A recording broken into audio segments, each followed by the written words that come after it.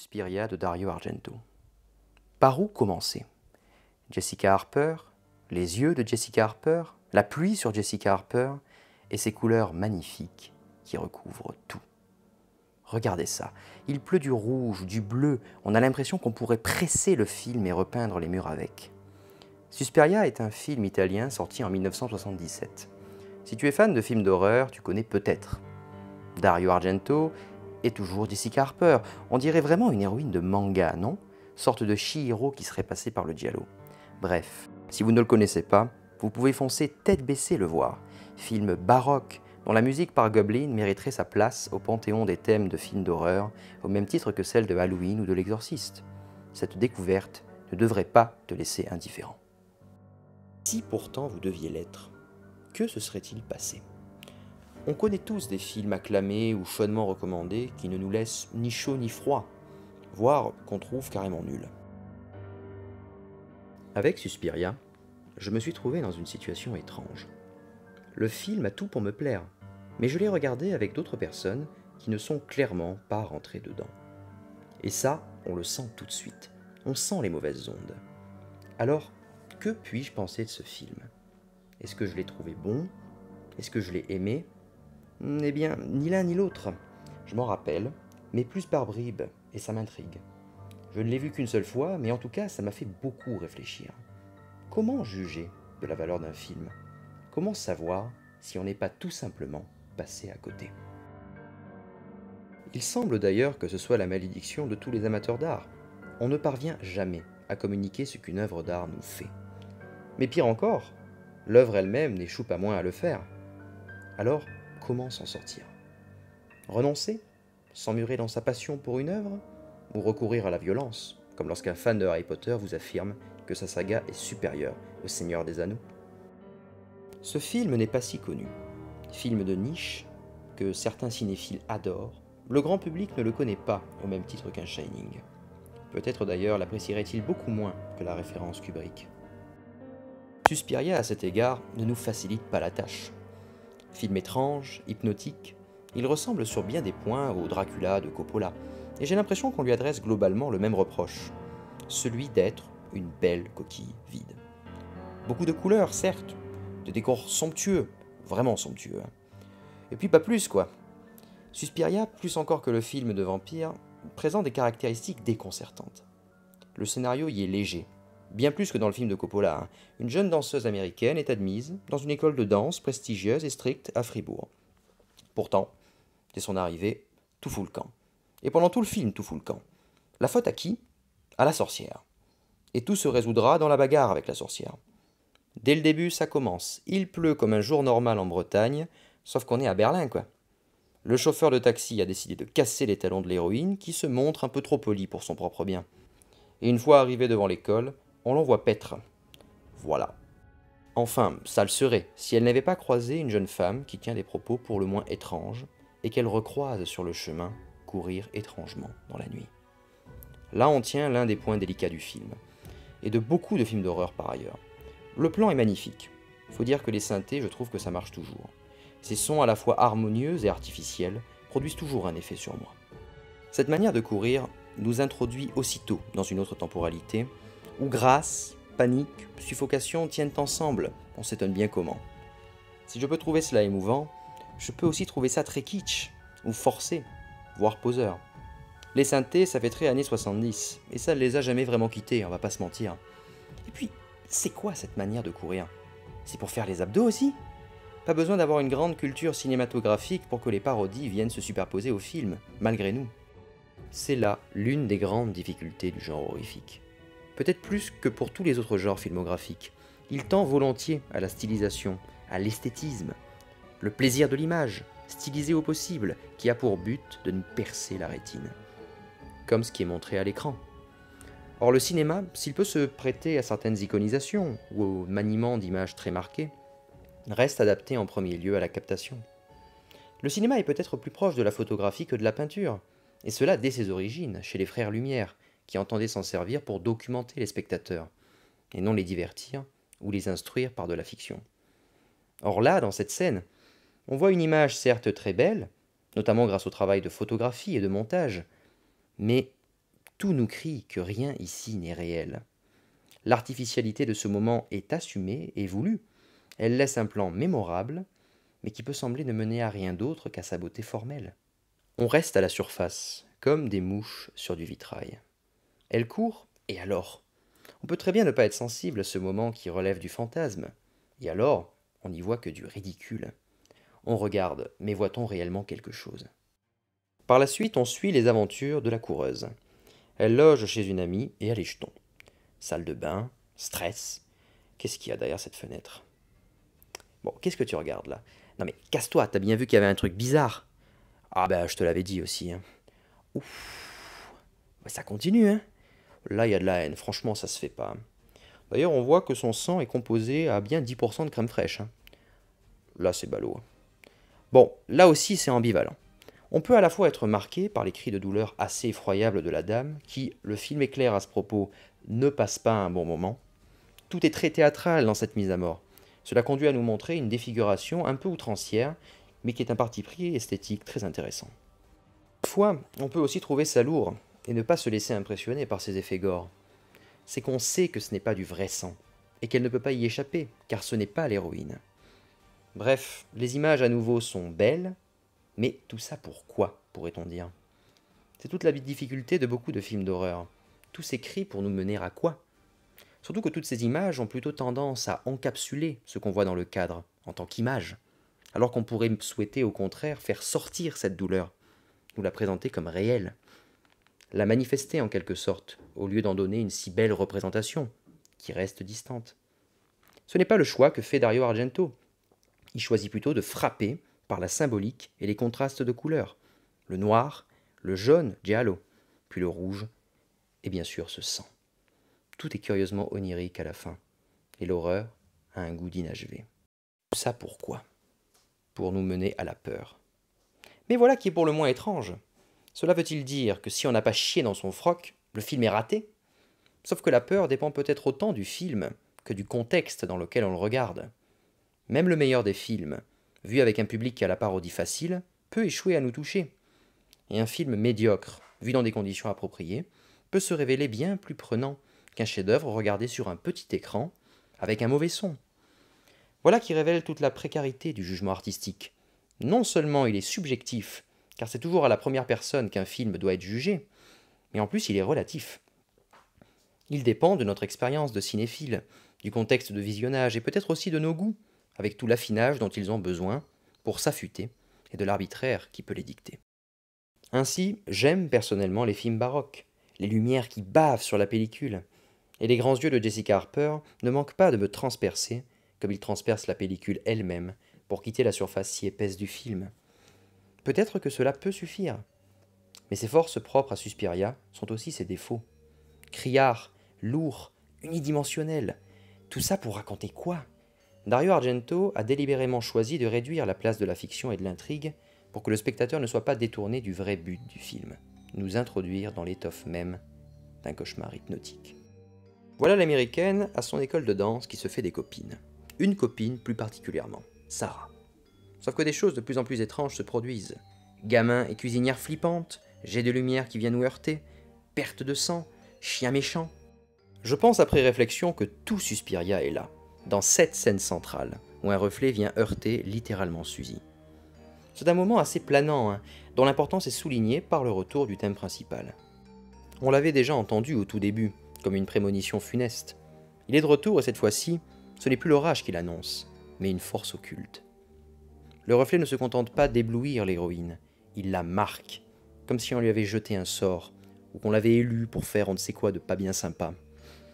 Mais ça, je vous le dis maintenant que j'ai médité le film, et que j'ai lu des trucs sur lui. Concrètement, quand on voit la scène, ce qui se passe sous nos yeux, c'est une femme assez âgée et sinistre, sans doute femme de ménage ou cuisinière, elle semble en tout cas occuper une position subalterne par rapport au professeur de l'école, et elle tient un objet pointu et tranchant, comme un morceau de verre, dont la forme est menaçante. En vrai, on ne sait pas trop ce que c'est que cet objet, hein, c'est bizarre. Tout de suite, une ambiance lourde habite le couloir. On le sent dans le regard de Suzy, mais aussi par la présence de l'enfant, et les gamins dans les films, c'est flippant. Et aussi par le montage, qui nous emprisonne entre deux plans serrés, si bien qu'il n'y a pas d'issue. On veut sortir de ce regard hostile comme de ce couloir, mais pas moyen. Et vlan, un flash. On voit que l'héroïne est blessée. Elle a un haut le cœur, quelque chose qui ressemble à une migraine et qui la fait plonger dans l'ombre. La voilà à la fin, marchant difficilement alors qu'elle dansait au début, passant devant une nouvelle lumière blanche qui rappelle le flash lumineux, mais cette fois-ci, elle est prise dedans. Les lumières dans ce film ont un pouvoir, et c'est par les lumières que les sorcières étendent leur influence. Elles en sont l'émanation, le symbole si vous voulez. Si de la lumière ou de la couleur est sur votre visage, c'est que vous êtes déjà condamné. Et ces lumières peuvent non seulement vous terrifier, mais aussi vous détruire, aspirer votre énergie, vous hypnotiser. Bref, Dario Argento, par cette scène, me semble signifier assez clairement son intention artistique. Dans son film, les couleurs agissent. Elles sont des forces occultes et nous devons, nous spectateurs, en avoir peur. Ce n'est pas anodin, parce qu'on peut justement reprocher au film cette abondance de couleurs qui le rendent trop beau, trop esthétique peut-être pour faire peur. Regardez cette scène du Nosferatu de Murnau. Même si on colorise l'image de manière unie, il n'empêche que ce qui fait peur, c'est la silhouette qui capture notre attention. On est sidéré par son approche inexorable, alors que dans Suspiria, les couleurs s'étalent partout dans ces plans en Panavision, si bien que notre attention est distraite. On regarde un beau tableau, parfaitement composé, mais peut-être la terreur a-t-elle besoin d'une source clairement identifiable. Et alors, il peut y en avoir dans Suspiria, lors de la découverte des sorcières par exemple, dans un autre long couloir. Là, il se passe un truc, là on est mal à l'aise. Mais est-ce à cause des couleurs? Peut-être un peu. Mais peut-être surtout est-ce parce qu'on a peur que Suzy soit découverte et se fasse assassiner à son tour. Surtout qu'on a vu que les morts dans ce film sont cruelles, et on ne veut pas que l'héroïne se fasse massacrer. D'un autre côté, et c'est là la difficulté des discussions artistiques, ce jugement est réversible. S'il n'y a pas de source claire qui marque le danger, peut-être est-ce une force, car tout, chaque couleur, devient l'émanation de cette menace. Comme si la peur s'était insinuée dans chaque plan du film, comme si elle le hantait, comme si tout était marqué du sceau maléfique des sorcières. Alors, comme le thé, une fois le sachet retiré, il reste une saveur qui s'est infusée partout. Et il faut dire que l'ambiance du film, ses couleurs, mais aussi cette espèce de torpeur étrange dans laquelle il nous installe, ça on s'en souvient. Et ça marche. L'idée est que derrière les couleurs, c'est Helena Marcos qui se cache, et on le voit littéralement dans la scène du dortoir improvisé. Alors, resituons un peu. Une pluie d'asticots est tombée sur les jeunes femmes. Ça arrive, écoutez. On ne sait pas trop d'où ça vient, mais il semble que des réserves de nourriture aient été oubliées, ou que des produits périmés ont été vendus à l'école. Donc la bouffe a pourri, ce qui fait que des milliers d'asticots ont fait la fête. Résultat, tout le monde doit quitter ses chambres, envahies par la vermine, pour dormir dans le gymnase. Et là, juste derrière les deux héroïnes, une ombre vient se coucher et dort en gémissant. On ne le sait pas encore, mais c'est la sorcière. Alors pourquoi la mystérieuse directrice de l'école est-elle obligée de dormir avec les autres jeunes filles? Cela ne sera jamais expliqué. Mais c'est bizarre parce que c'est une sorcière. Normalement une pluie d'asticots, ça devrait pas la gêner. À moins que ce soit elle qui l'ait provoquée pour se rapprocher de Suzy, qui est marquée, rappelons-le, et se repaître de son énergie vitale. Encore une fois, on ne le saura jamais. Mais après tout, est-ce si grave que ça qu'on ne sache pas? Cela donne toute l'attitude pour cette scène, où les deux héroïnes partagent leurs inquiétudes sous les soupirs de la sorcière. Le rouge derrière elle n'est pas seulement un effet de style, il n'évoque pas seulement le sang, il enveloppe l'image et les jeunes femmes comme si elles étaient déjà prises dans la toile. Regardez-les. On dirait des papillons de nuit dans un rideau. La sorcière disparaît complètement derrière l'étoffe. Elle est l'étoffe, cette moquette qui recouvre tous les murs et réduit les bruyants soupirs. Le film s'intitule Suspiria, et ce n'est pas pour rien. La sorcière qui règne sur les lieux est Notre-Dame des Soupirs, Helena Marcos. Et tout le film a pour fond ces étoffes, comme si on rêvait mais que nos yeux gardaient la prégnance de nos draps. Ce qui donne au film une atmosphère à la fois unique, mais surtout paradoxalement douce. Si Suzy est en danger, c'est peut-être parce qu'on l'affaiblit petit à petit, on l'endort, ce qui contraste avec les autres mises à mort beaucoup plus brutales. Les bruits des talons se taisent sur les tapis, mais aussi sur le sol. Tout est feutré, propre. On n'a pas chaud car les fenêtres ne cessent de s'ouvrir sur le vent et les héroïnes transpirent peu. Bon, à part elles, oui. Et encore. Le fond de tout cela, c'est qu'Argento veut nous faire éprouver une expérience sensorielle, par les éclairages, les sons recréés, et non par la capture d'un instant réel. Tout est artificiel et assumé comme tel. Sur le moment, il se passe des choses en nous, mais le plus important, je pense, c'est le souvenir que la scène imprime en nous. Très net, notamment grâce aux couleurs. Le film, et cette scène en particulier, entend durer bien au-delà du générique de fin, pour continuer quand nos yeux sont fermés, sans qu'il soit nécessaire de se remémorer l'intrigue. Les images suffisent. Elles vivent indépendamment de l'œuvre elle-même, comme des parasites dans nos cerveaux. Mais ici aussi se trouve la limite du film. Si Suzy souffre de l'influence des lumières, elle en souffre physiquement, elle est vraiment sous emprise. Alors que nous, tout va bien. On a un rapport qui reste esthétique au film. On peut le trouver beau, éventuellement terrifiant, mais le pouvoir des couleurs n'a finalement que peu d'effet sur nous. C'est là le paradoxe de la représentation. Aussi puissante soit-elle, elle reste emmurée dans son support, ici le film, et donc son pouvoir est limité. Elle s'adresse à notre imagination, mais aussi à notre intellect, d'où une distance qui s'installe nécessairement. En fait, j'ai l'impression que le film n'est jamais plus puissant que dans mes souvenirs, lorsque justement, il a quitté son support pour devenir mien. On est dans une esthétisation qui nous met dans un cocon étrange, réconfortant, comme un cauchemar violent mais où l'on sait qu'il ne nous arrivera rien, nous spectateurs. C'est étrange comme certaines scènes peuvent être graphiques. Regardez le rasoir rompre la peau de Sarah, regardez-la se tordre dans du barbelé, le tout dans une atmosphère éthérée. On est littéralement dans un cauchemar. C'est peut-être l'essence même du sublime qui est visée ici, la représentation d'un danger dont on se sait nous-mêmes à l'abri. Il ne fait pas de doute que Suzy survivra, contrairement aux autres victimes. Pas seulement parce que c'est l'héroïne, mais peut-être parce que c'est son rêve, et que donc rien ne peut lui arriver. Suzy est prise de panique lorsqu'elle est attaquée par la chauve-souris la plus lourde de l'histoire. Pourtant, elle rassemble ses forces et pouf, plus de chauve-souris. Le rêve est fini, il est temps de buter la sorcière. Orage, comme la première scène, boucle se boucle, elle sort de sa chambre pour suivre les pas comme le faisait son amie. Elle se souvient maintenant de ce que disait la jeune femme assassinée du début. Elle peut entrer par la porte dérobée. Couloir, de nouveau de la couleur, des moquettes, et la voilà qui surprend les sorcières. Elle parle d'elle. On la voit, sauf qu'elle rentre dans le pire endroit possible, la chambre de Helena Marcos elle-même qu'elle réveille. Frayeur, vision cauchemardesque, mais boum, plus de sorcières, plus école, fin. Que s'est-il passé? Des couleurs, des yeux, du sang. Que font ces sorcières dans ce film? On les voit peu finalement, et c'est vrai qu'elles souffrent de ce qui pêche dans beaucoup de films d'horreur. Une fois que la menace est identifiée, une grande part de l'intérêt du film s'évapore. Ici, la sorcière est terrifiante tant qu'elle reste invisible, ou seulement suggérée à travers les étoffes, sauf qu'elle finit par mourir d'un seul coup de couteau. Et là, on reste un peu sur notre faim. Tout ce mystère, toute cette ambiance pour qu'un seul coup suffise. Le rêve s'effondre finalement sur lui-même, comme un château de cartes. C'est un peu ce qu'on voit au dénouement. Une fois la sorcière morte, le charme prend fin comme le film. Ce n'était qu'un cauchemar, sauf que c'est l'un des seuls qui finit bien, sans avoir besoin d'éveil. Faut-il voir Suspiria?